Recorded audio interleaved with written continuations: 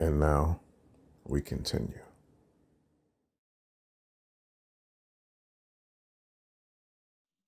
He called his mom to get you all until he got there. Yeah. I remember them telling me, that I was going to be able to see you all, and that it had to be a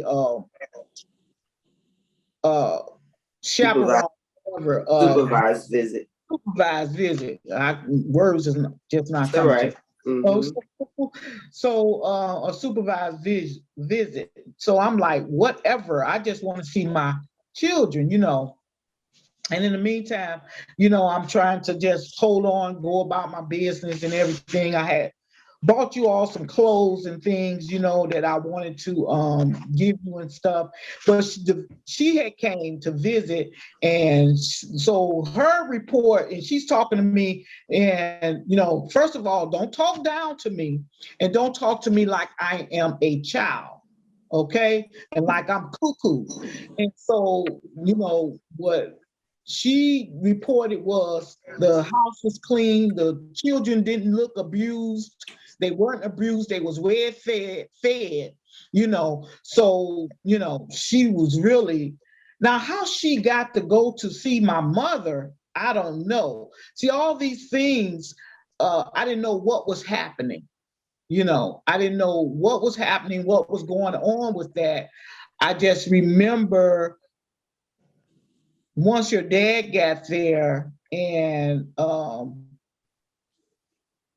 I think he brought you all over before he took you all down to Alabama. And I think I remember talking to your grandmother on the phone when she had you all.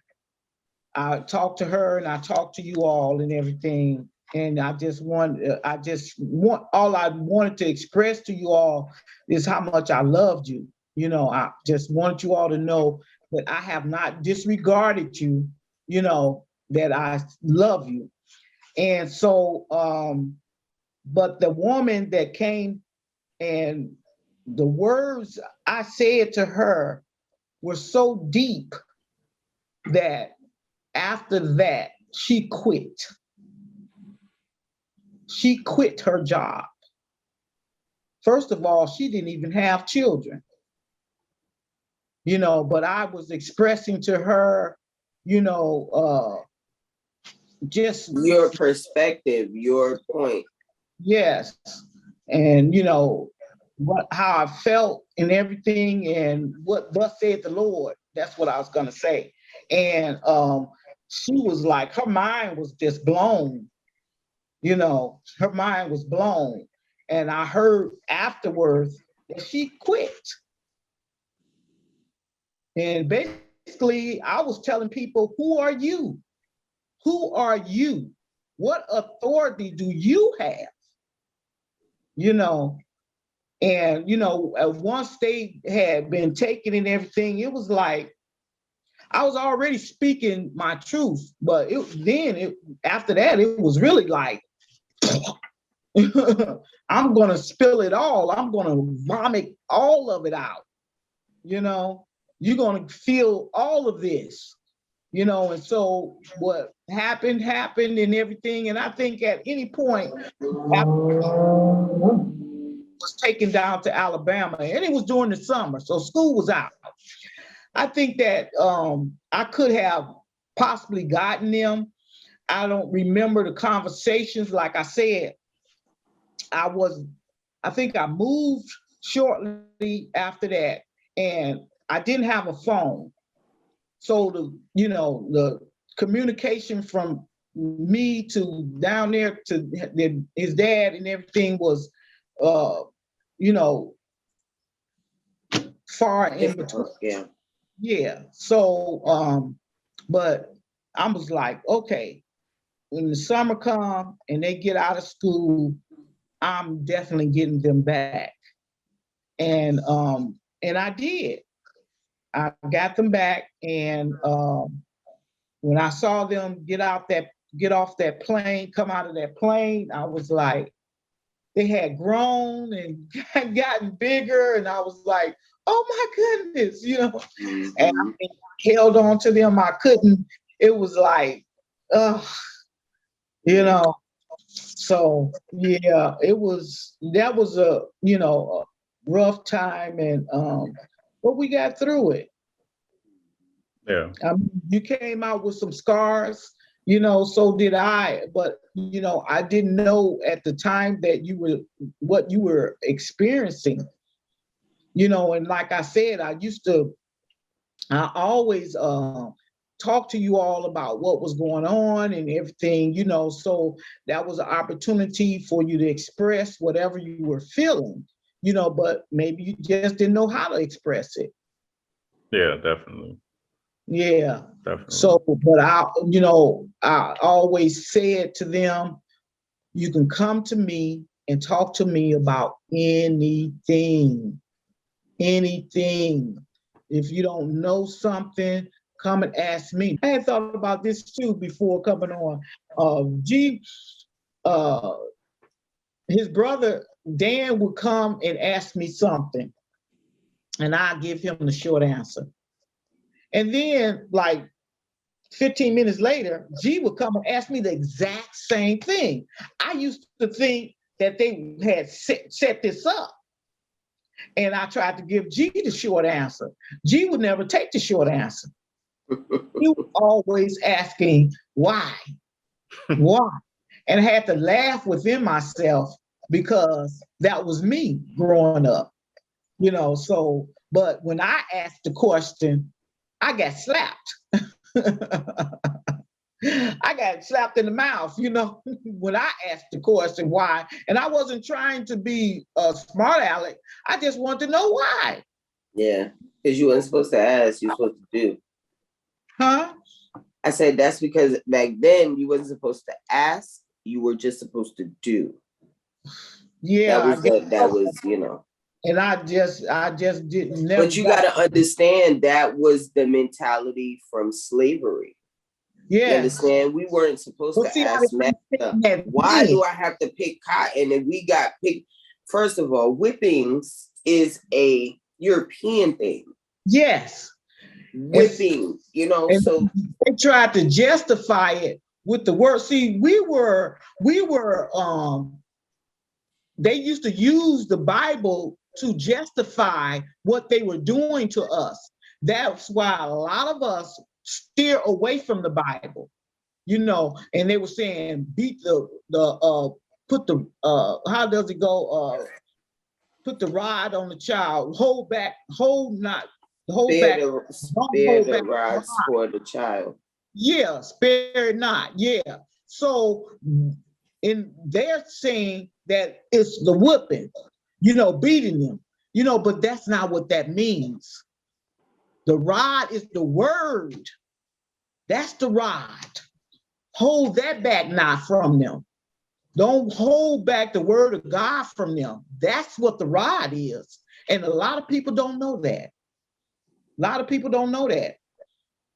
See, because everything we were being taught, once again, everything we were being taught was being taught to us by them. Our history, everything, and our history that they were telling us was his story, not our history, not our true history. They don't never, ever want us to find out who we really are. That's why it's this systematic, plan to genocide our people. It's going on every day. Every day. Yeah. So it's going on.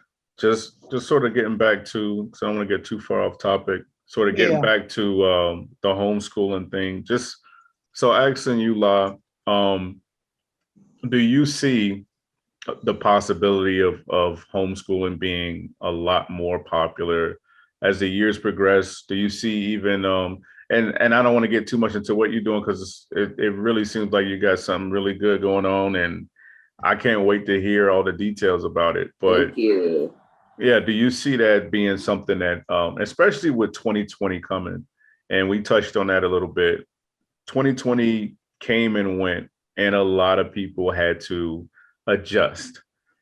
And a part of that adjustment was bringing everything in-house, you know, and a big part of being in-house was their kids. And, you know, people are so used to dumping their kids off, you know, at school and giving themselves a break and, you know, relying on the teacher and the teachers in the school system to do what raise their children. Yeah, what really should be a parent's job, you know. Do you sort of see that? Do you see that happening more in the near future? Like people like taking it upon themselves and bringing everything back to the house like it probably should be? Ironically enough, that's a great question. Ironically, I read out aloud in one of the chat rooms an article where there are about 150 to 180,000 children that have not shown up for school yet this year. Oh, wow. That has not? No, that has not in New York City. That, so I didn't hear the part. They have not shown up for school. Oh, okay. They have not reported to school. My thing is, they're not going to. Right. Kids don't want the shot. Parents don't want the kids to get the shot. Parents don't want their children in the line of fire. So they're resulting to homeschool or home instruction, which is my next task.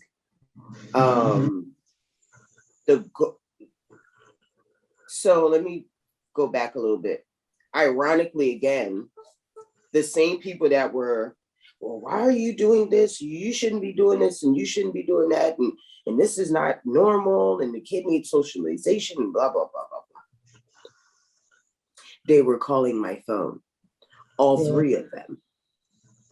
What do I do to get this boy to sit down? What do you do except to get him to sit down? What do you do to... You don't even know your child. Yeah. Wow. You didn't even know your child. And what I tried to explain to them was the psychology of the child, of the mind of the child. From about 7-ish, when their mom goes to work or when they get on the bus, anywhere where they're detached from their parents, they turn into a whole different person. Yeah. They start pulling their pants down a little bit more. The girl take her shirt, hike it up a little bit more, hike the skirt up a little bit more. Go in the bathroom, put on their lip gloss and stuff. The parents are none the wiser. So now the parent is faced with this new person in their house. And they're like, who is this person? Who is this kid? like, who are you? And it's their child. The same child that the teacher was telling you about for the last couple of years, but you weren't listening. When they kept telling you that they don't want to sit down, they don't want to do their homework, they don't want to participate, they don't want to do whatever. Right? So yes, to answer your question, I emphatically do think that the percentage of home instruction and homeschool parenting is going to skyrocket. Yeah. Because with this, they're pushing a narrative with this COVID thing. Definitely. It's not going anywhere no time soon.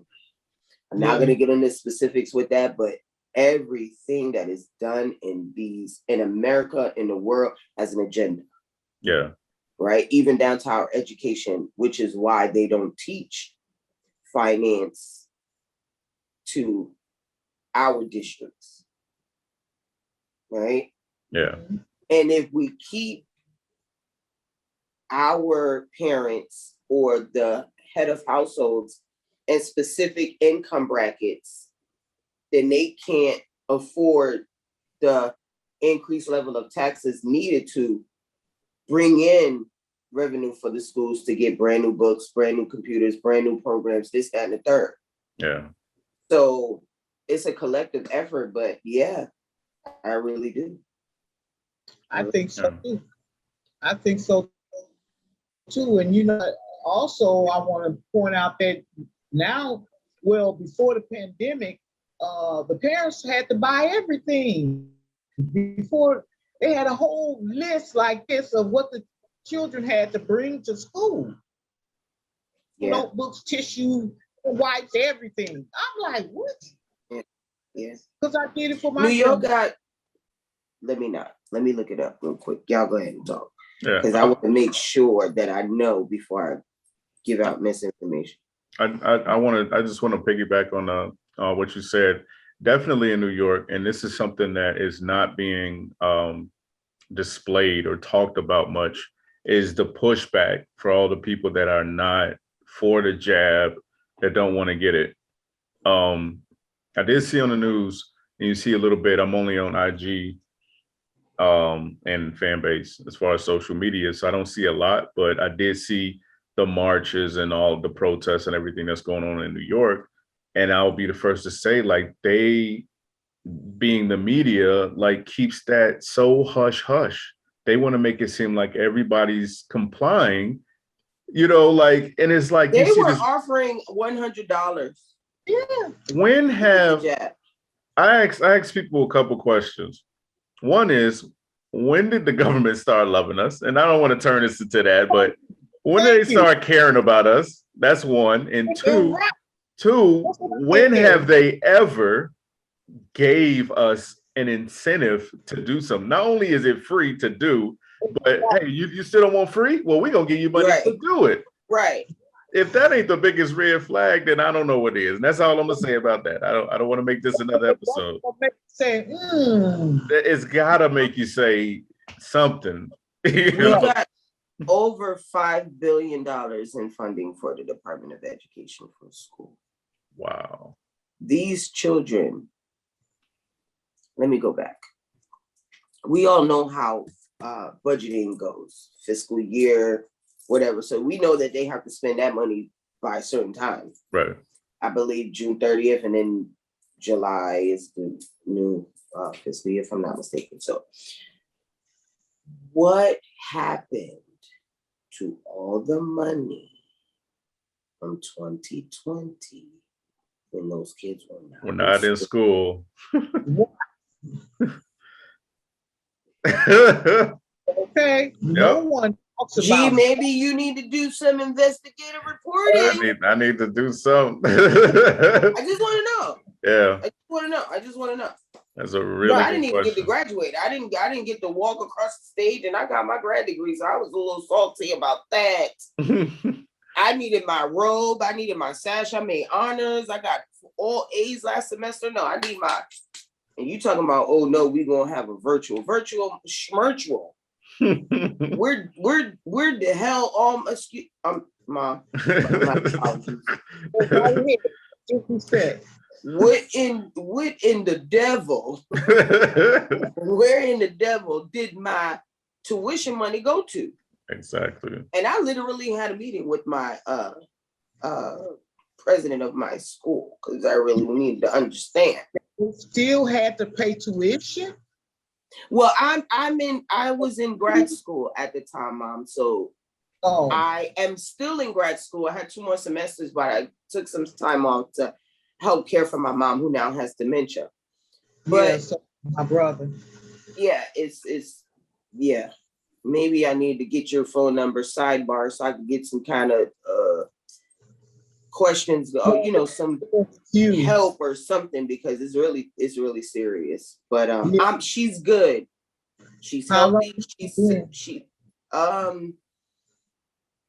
to me, honestly, I believe it started like 2017, 2018, but she wasn't really diagnosed. No, 2016, 2017, but she wasn't really diagnosed until 2018. And she's only 63. She's still self-sufficient. She still bathes herself. She still has her own place and everything. It's just combative, severe. So her short-term memory is gone. Just like, and I had to take some time off to manage her care management plan strategically and all that. Get her house in order, get her affairs in order, and all that good stuff. So, yeah. But I couldn't do all of that and still go to grad school. And I was getting my MBA at the time. I already have my MPA, which is a master's degree in public administration and public affairs. So I was kind of stoked about that, but I'm literally like, where did this money go to?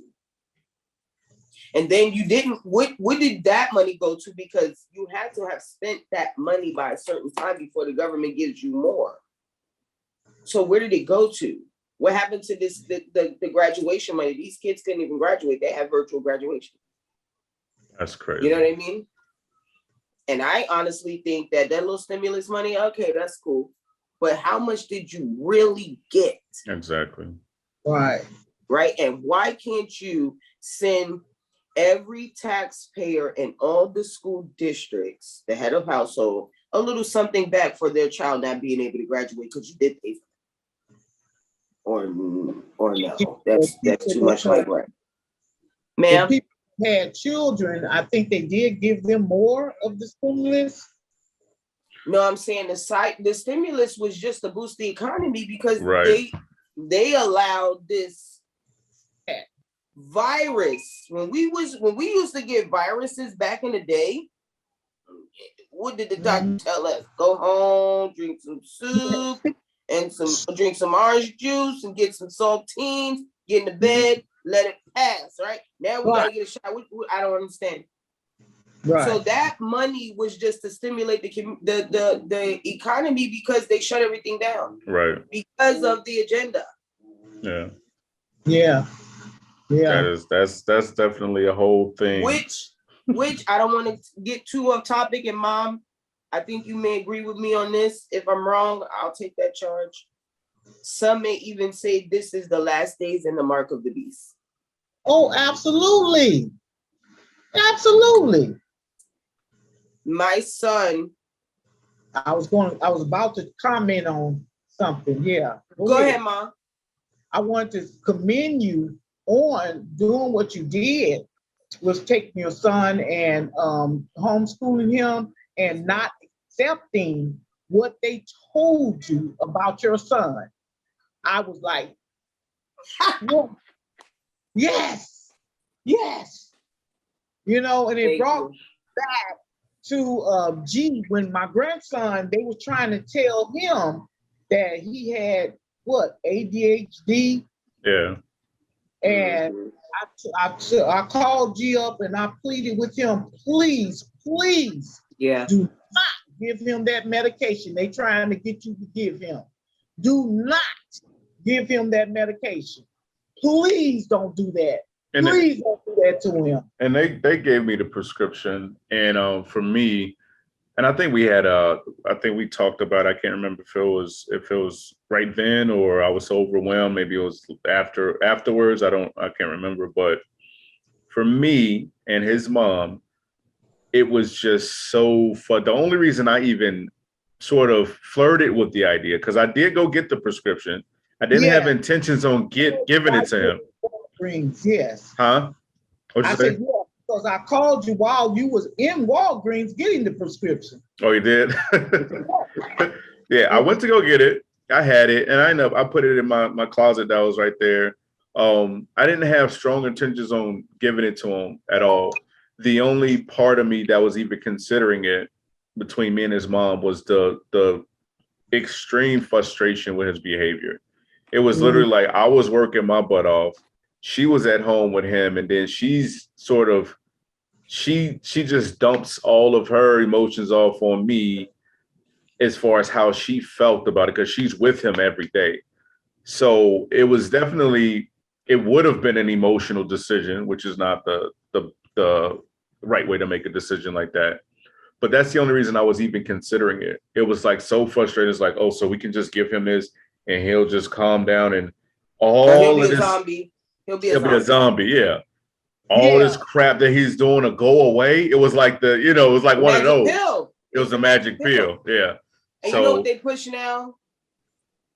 SSI. A lot of mothers perpetuate the narrative. They do not challenge them. They know that they can give them one little piece of tablet to have a couple of days before they go to the doctor's appointment, so that when they pull the blood, the medicine is definitely in there. But I know a lady who takes the medicine herself. And I also remember you saying that you had stopped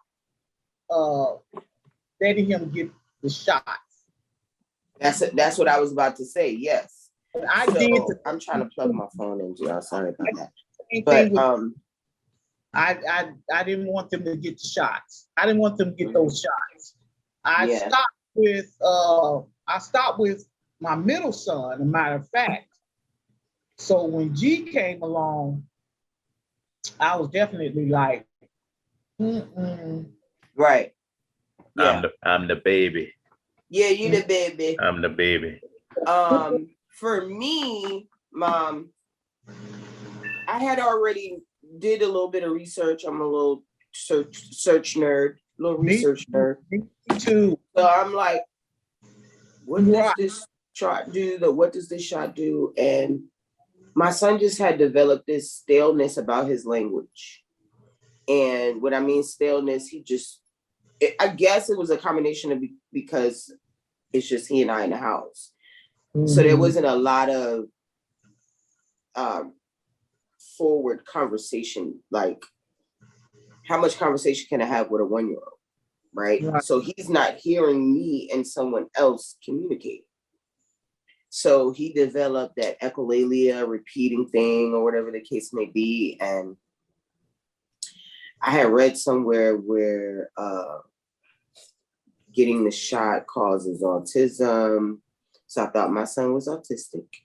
That I did not share with anyone because I was always taught what you profess and put in the air is going to come back. So I wasn't going around saying, oh, I think my son has autism. I think my son has autism, right?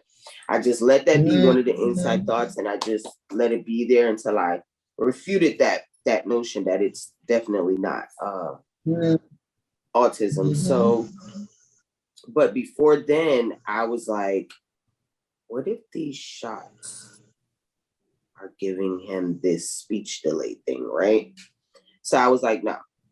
And then they were like, well, he needs a shot to go to school. Okay.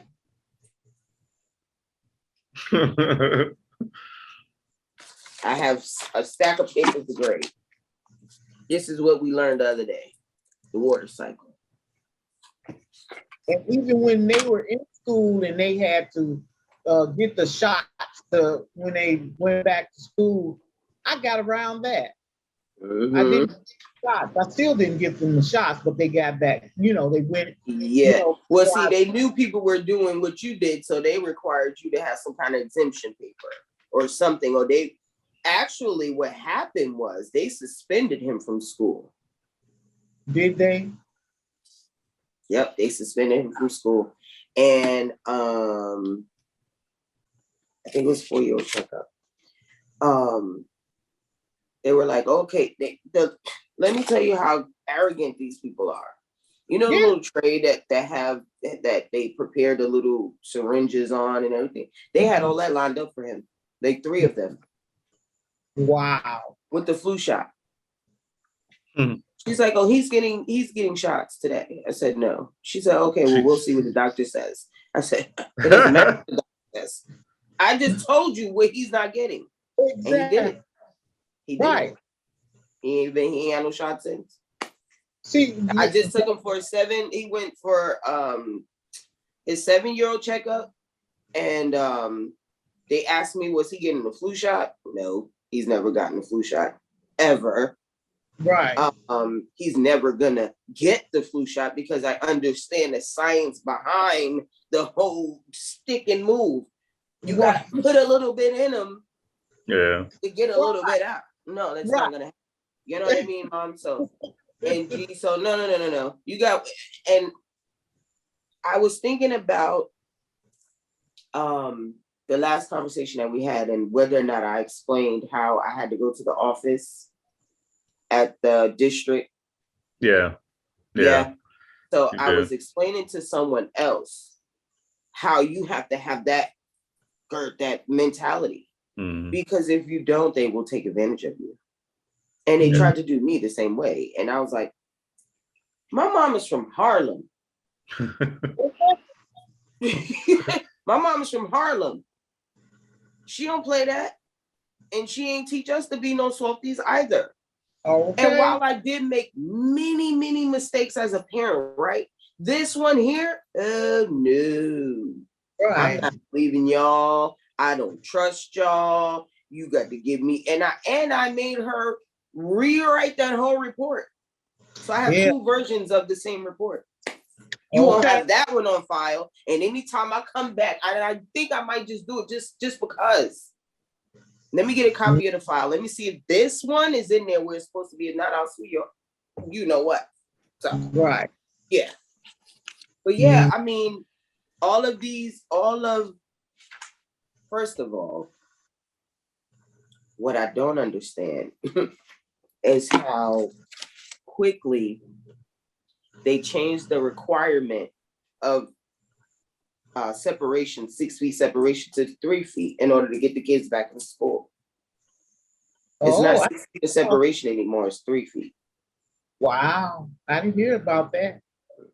Not in Chicago, I didn't hear about that. They did it for a period of time when they were, I guess their whole plan was slowly reducing the restrictions. They did go to 3 feet. I remember them, they did it in the stores. And I remember hearing it on the news. Do you guys mind if I call my son in here real quick? No. Okay, hold on 1 second. Hi, Baba. Hi. I want you to say hi to G. Mason. Hi, G. Mason. And Mama Mason. And Mama Mason. So what train line were you looking at earlier today? Look at the camera. 6 train. No, in what the other one? The 3. No, not in New York, the other place. I don't know.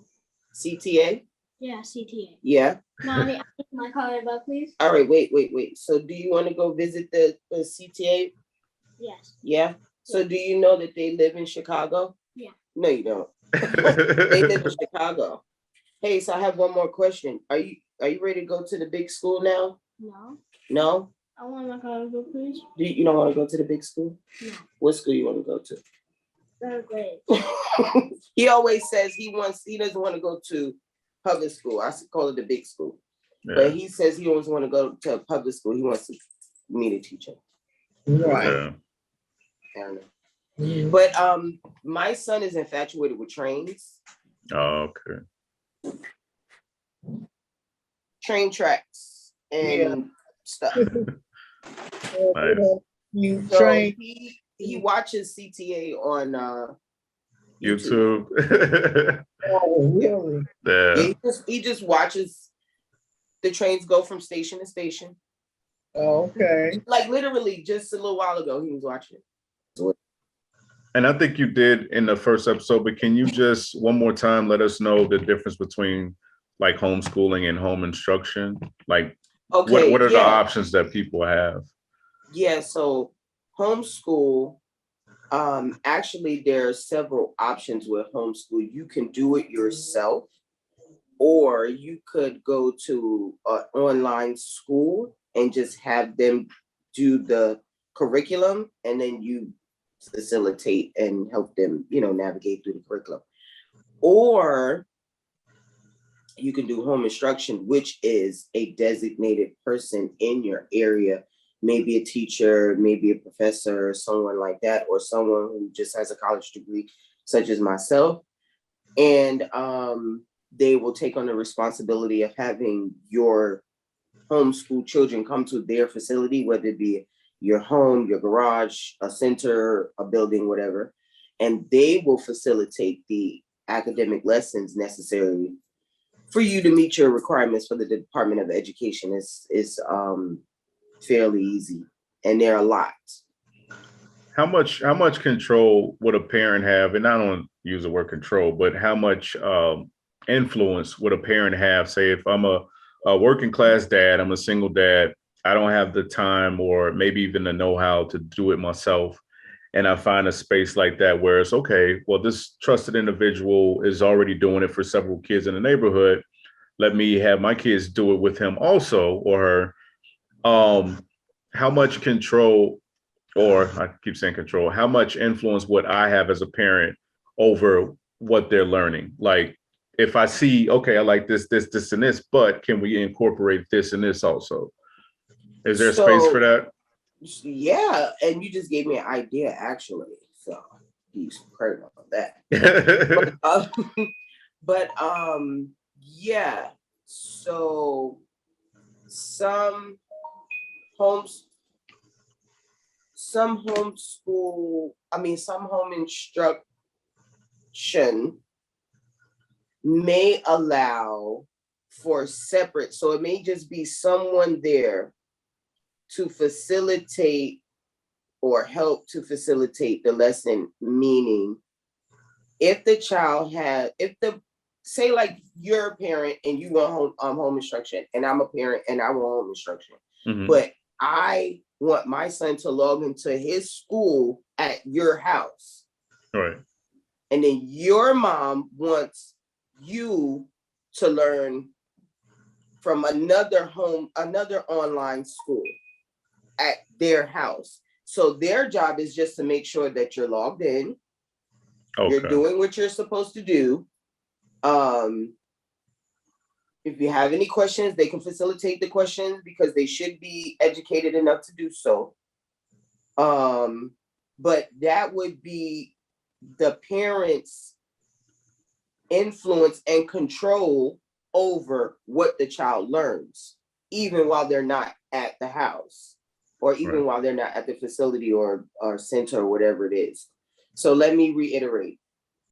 In a home instruction environment, the home instructor can teach the children herself and let the parents know what the curriculum is, and they can, agree whether or not they want to partake in that particular curriculum, or find another facility or another home instructor who would just help facilitate, and you could just bring them there and they could do their work there, with whatever school you choose online.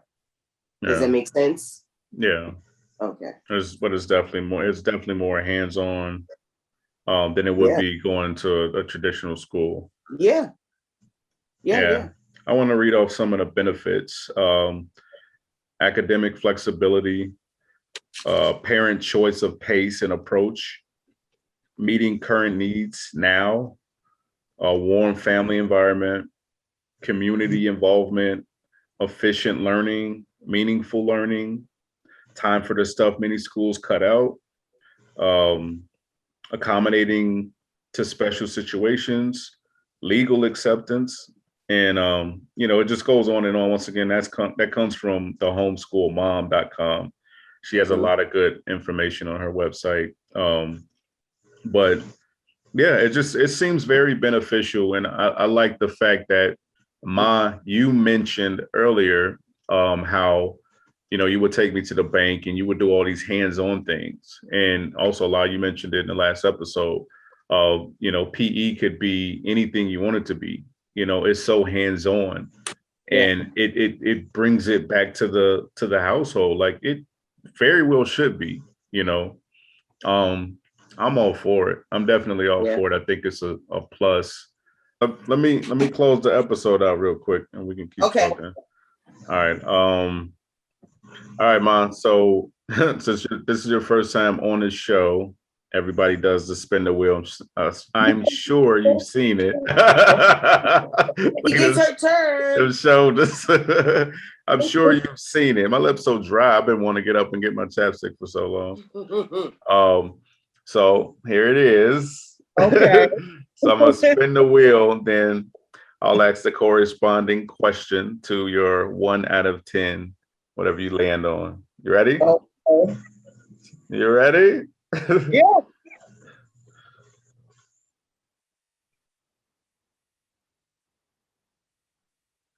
Number 4. 4. Number 4. I don't know if I've ever done 4 before. They keep landing on seem like the same numbers. Okay. Oh, this is an interesting question. Oh, this is now look how related this is to the conversation we were just having. Number 4 is, if I had a time machine, I would travel to the year blank. Ooh, wee.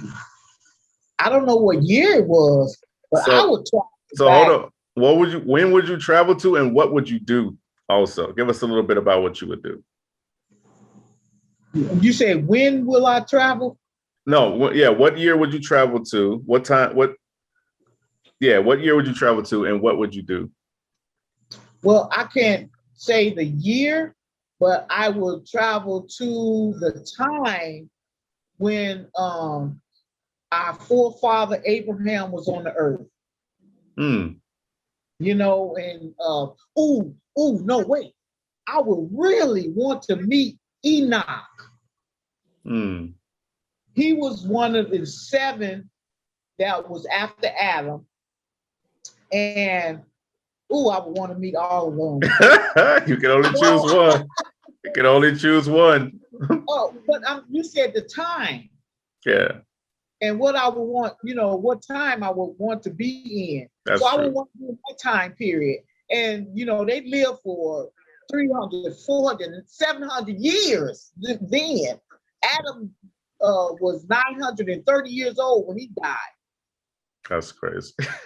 So. But Abraham, in the Bible, it say 1 year to the Lord, 1 day to the Lord is like 1,000 years, and 1,000 years 1 day. It's like 1 year to him. Yeah.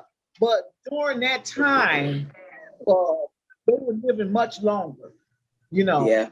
And God shortened our lifespan because of sin, and that's the whole thing of it. And now it's like he give man at least 70 years. A lot of people, there's people that not even that long. Yeah, not that long, and some live longer. I guess it depends on how you lived your life. This your probationary period while you're here. It's all in his control. But yes, I would want to be. Well, Enoch was way before Abraham was born. But oh my goodness, if I could be in the time when, and maybe even I would want to be in the time when, see, so many different times. I might want to.